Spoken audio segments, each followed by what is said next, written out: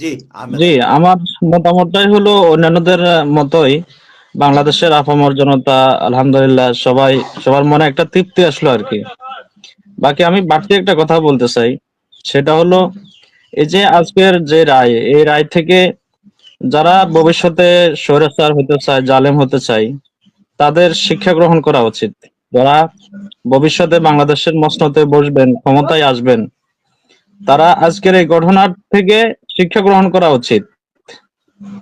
যে শেখ হাসিনা 17 বছর ক্ষমতায় ছিল, বাংলাদেশের মানুষকে শাসন করেছে, কোটি কোটি টাকা পাচার করেছে, অনেক মানুষকে খুন করেছে, গুম করেছে, আলেম ওলামাদেরকে অপমান করেছে, সম্মানহানি করেছে, অন্যায়ভাবে ট্রাইব্যুনাল গঠন করে নিরপরাধ মানুষদেরকে যে ফাঁসি দিয়েছে, ঠিক সেই তার গঠন করা ওই ট্রাইব্যুনালেই আজকে তার ফাঁসির রায় হলো।